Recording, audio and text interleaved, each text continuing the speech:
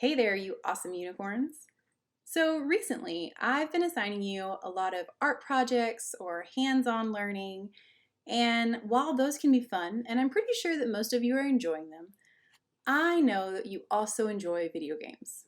So this week, I'm going to provide you a lesson that is pretty much a video game. We're going to go to code.org.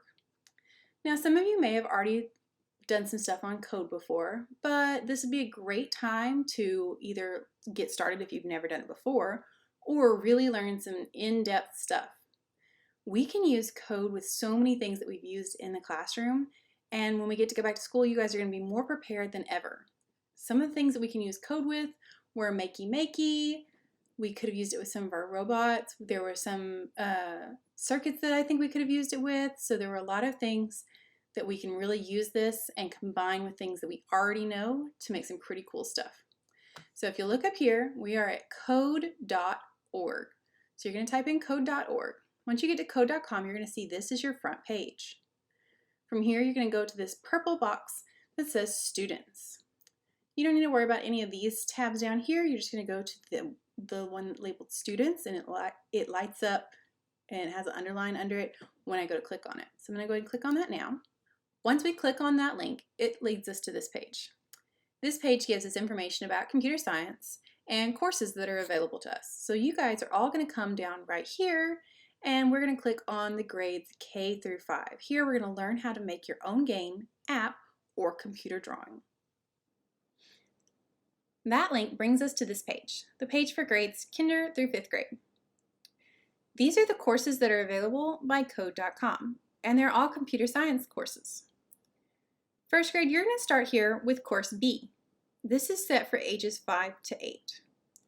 It's an introduction to computer science for pre-readers. It's similar to Course A, but it's got a little bit more. So Course A is really for kindergarten students, but you guys are a little bit of an older student, like it says right here, so you're ready for Course B. Now, if you start Course B and you find it to be too hard, you can always go back to Course A and it'll teach you some fundamentals, some easier things that you need to know how to do, just like you learned your alphabet before you learned how to put together words. This is kind of teaching you your alphabet, and this is teaching you to put together those letters to form a word. So we're going to start with Course B. Now, if you finish Course B and you loved it so much and you can't wait to do more, then you can always come down here to Course C. Course C is where you get to learn the basics of computer science and create your own art, stories, and games. So if you would like to, once you have finished Course B, you can move on to Course C, but it's not required.